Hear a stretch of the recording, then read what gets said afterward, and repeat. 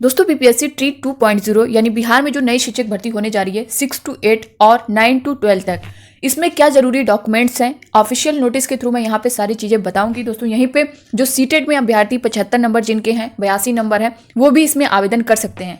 यहाँ पे मैं आप सभी को सब कुछ डिटेल में बताने वाली हूँ। आप सभी के जो भी डाउट हैं, बहुत से अभ्यर्थियों के इससे रिलेटेड काफ़ी कमेंट आए हुए हैं, तो आप सबके जितने भी कमेंट है, जितने भी क्वेश्चन है, सबका जो है आंसर यहाँ पे मिल जाएगा। तो आप सभी बने रहिएगा वीडियो के लास्ट तक बिना स्किप कर। दोस्तों नए हो चैनल पे सब्सक्राइब कर लीजिएगा, बेल आइकन को प्रेस कर लीजिएगा ताकि इसी तरह की ऑथेंटिक अपडेट आप तक टाइम पर पहुंचती रहे।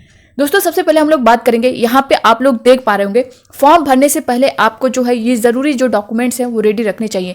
जैसा कि 3 नवंबर से आवेदन स्टार्ट है और टाइम भी बहुत कम है। ऐसा नहीं है कि आपके पास अगर डॉक्यूमेंट्स नहीं हैं तो आपके बनने में टाइम लगते हैं, तो उससे पहले आप ये सारा काम कर लीजिए। यहाँ पे देख भी पा रहे होंगे निश्चय से पूरे हो रहे वादे। दूसरे चरण में 1,10,000 से अधिक शिक्षकों के लिए भर्ती परीक्षा 7 से 10 दिसंबर तक होगी। इसकी जो एग्जाम की डेट है, ये सारी चीजें मैंने ऑफिशियल नोटिस के थ्रू आप सभी के साथ शेयर कर ही दिया है। यहाँ पे देख सकते हैं अब डॉक्यूमेंट से रिलेटेड क्या क्या जो है आपके पास होने चाहिए और कौन कौन लोग जो है अप्लाई कर सकते हैं। यहाँ पे देख पा रहे होंगे बीपीएससी ट्री दूसरे चरण के आवेदन से संबंधित महत्वपूर्ण बातें।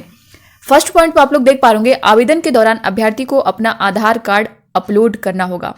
सेकंड पे आप लोग देख पा रहे होंगे आवेदन में आवासीय प्रमाण पत्र अपलोड करना सभी के लिए अनिवार्य है। अगर आप बिहार राज्य के निवासी नहीं हैं तो आपको आवासीय प्रमाण पत्र अपलोड करने की आवश्यकता नहीं है। इसके बारे में क्लियर है। जैसा कि इससे पहले आपने देखा होगा जो बीपीएससी ट्री का जो फर्स्ट वाला एग्जाम हुआ है उसमें आपने देखा होगा कि उसमें डोमिसाइल मांगा गया था, लेकिन अदर स्टेट वालों का भी वही हाल था। लेकिन ये मामला जब कोर्ट में जाता है तो इसको जो है एक तरह से हटा दिया जाता है और अदर स्टेट उसमें एलिजिबल हो जाते हैं। वही चीज़ें यहाँ पे हैं। अगर आप बिहार के हैं तब जो है आपको ये अपलोड करना होगा, अदर स्टेट के हैं तो इसकी ज़रूरत नहीं पड़ेगी। लेकिन अभी जो ऑफिशियल जो नोटिफिकेशन है इनका, वो जब आपका सिलेबस है, पूरा पैटर्न सब कुछ आएगा फॉर्म का, तो उसमें जो है सारी चीज़ें और क्लियर हो जाएंगी। वही निगेटिव मार्किंग को लेकर के बहुत से अभ्यर्थियों के कमेंट आए हैं, तो सब कुछ हम लोग डिटेल में जानने वाले हैं। जाति प्रमाण पत्र आरक्षण का दावा करने वाले अभ्यर्थी को ही अपलोड करना होगा। तो ये बिहार वालों के लिए आपका जो जाति प्रमाण पत्र है वो अपलोड कर सकते हैं। ईडब्ल्यूएस का दावा करने वाले अभ्यर्थियों को ये प्रमाण पत्र अपलोड करना होगा, क्योंकि अदर स्टेट वाले जो है जनरल में काउंट होंगे तो उनको ये सारी चीजें नहीं देनी होंगी। बीसी ईबीसी अभ्यर्थी को एनसीएल प्रमाण पत्र अपलोड करना अनिवार्य है। दिव्यांगता का दावा करने वाले अभ्यर्थियों को दिव्यांगता प्रमाण पत्र अपलोड करना होगा। यहाँ पे सीटेट या फिर एस्टेट अभ्यर्थियों को अपना सर्टिफिकेट अपलोड करना होगा। अपियरिंग अभ्यर्थी के संबंध में 3 नवंबर तक सारी जानकारी स्पष्ट हो जाएगी। जैसा कि जो सीटेट वाले अभ्यर्थी हैं, अपियरिंग वाले यानी जो दिसंबर में देने जा रहे हैं, उनके लिए जो है यहाँ पे 3 नवंबर तक सारी जानकारी स्पष्ट हो जाएगी कि आप जो है उसमें एलिजिबल होंगे या नहीं होंगे। जैसा कि इनके द्वारा एग्जाम डेट भी बता दी गई है कि 7 से 10 दिसंबर तक आपका एग्जाम करा दिया जाएगा। तो इससे पहले अगर आपने देखा होगा दोस्तों, जो अपियरिंग वालों को लिया गया था उनका एग्जाम बीपीएससी ट्री का जो एग्जाम था उससे पहले हो गया था। यानी बीपीएससी ट्री का जो एग्जाम था वो 24 से स्टार्ट था और वहीं जो सीटेट का एग्जाम था वो 20 अगस्त को हो चुका था। तो अगर जो है सीटेट का एग्जाम बीपीएससी ट्री 2.0 से पहले हो जाएगा तो अपियरिंग के पूरे चांस रहेंगे, वरना फिर यहाँ पे डाउट बना हुआ है। जैसे ही नोटिफिकेशन आएगा उसमें सारी चीज़ें क्लियर हो जाएंगी। दूसरा यहाँ पे देख पा रहे होंगे नियोजित शिक्षक को ज्वाइनिंग लेटर एनओसी अपलोड करना होगा। नियोजित शिक्षक के लिए यहाँ पे बताया गया है। और यहाँ पे देख पा रहे होंगे 10वीं 12वीं का मूल प्रमाण पत्र एवं बीएड डीएलएड और स्नातक का मार्कशीट, अगर मूल प्रमाण पत्र नहीं है तो अपलोड करना होगा। अगर बीएड या फिर डीएलएड एवं स्नातक का मूल प्रमाण पत्र है तो मूल प्रमाण पत्र ही अपलोड करें, प्रोविजनल अपलोड नहीं करें। अगर मूल प्रमाण पत्र नहीं है तभी मार्कशीट अपलोड करना है। अपियरिंग के संबंध में 3 नवंबर तक सारी जानकारी स्पष्ट हो जाएगी। जैसा कि जो अभ्यर्थी बीएड डीएलएड अपियरिंग वाले हैं, जो लास्ट सेमेस्टर है, उनके लिए है कि ये सारी चीज़ें आपकी 3 नवंबर से पहले क्लियर हो जाएंगी, उनके द्वारा बता दिया जाएगा। अपना फोटो वेबकैम के द्वारा अपलोड होगा, अतः आवेदन के दौरान आपको स्वयं उपस्थित रहना होगा।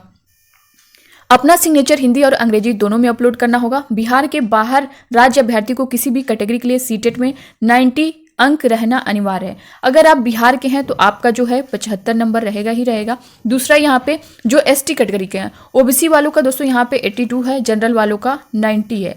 और दोस्तों अगर आप बिहार की फीमेल कैंडिडेट हैं तो आपका जो है 82 नंबर रहेगा, तब भी आप जो है अप्लाई कर सकते हैं। साथ ही साथ अगर आप अदर स्टेट फीमेल हैं तब भी आप 82 पर एलिजिबल हैं। जो रिजर्वेशन, जो चीज़ें बिहार की फीमेल कैंडिडेट को दिया जाएगा वही अदर स्टेट वालों के लिए भी है। तो अगर आप बिहार के हैं या फिर बिहार के बाहर के हैं तो 82 पर जो है आप अप्लाई कर सकते हैं।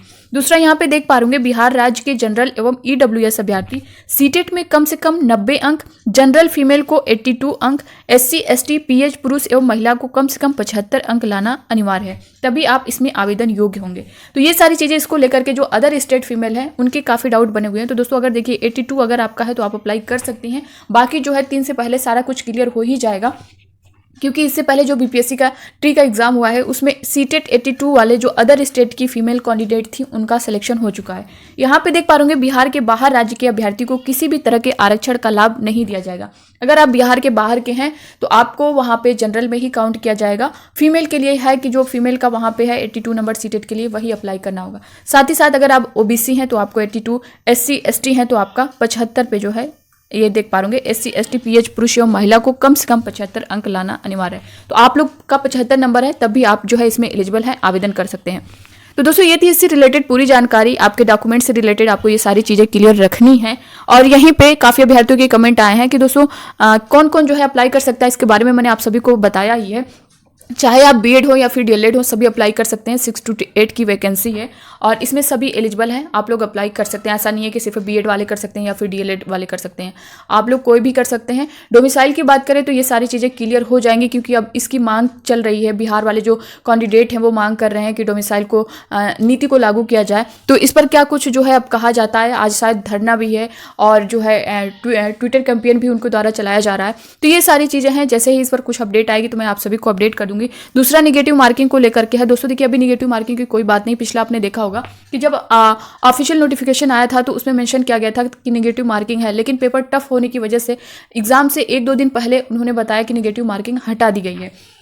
तो अब इसमें क्या करते हैं, क्योंकि चीज़ें बहुत सी पिछला अगर देखें तो बहुत से चेंज किए गए थे, लेकिन इसमें वो चीज़ें सुधार की जाएंगी। जो भी चीज़ें हैं पहले से बताई जाएंगी तो सब कुछ आपका स्पष्ट हो जाएगा। दूसरा, अगर आपने बहुत से विद्यार्थियों के कमेंट आ रहे हैं कि मैम हमने DLED के बाद जो है ग्रेजुएशन किया है तो क्या हम अप्लाई कर सकते हैं। तो अगर आपने DLED किया है, ग्रेजुएशन पहले किया है या बाद में किया है, इससे कोई फर्क नहीं पड़ता। आप लोग पूरी तरह से एलिजिबल हैं, बस आपका जो ग्रेजुएशन है वो होना चाहिए, क्योंकि 6 to 8 में आपका ग्रेजुएशन होना जरूरी है। तो आई होप कि ये सारी चीज़ें क्लियर हुई होंगी। बाकी जो अभ्यर्थी आर्ट के हैं वो SST से, और जो साइंस के हैं उनको जो है मैथ साइंस लेना ही पड़ेगा। बाकी जो लैंग्वेज में आपका जो भी होगा, हिंदी इंग्लिश, आप लोग ले सकते हैं।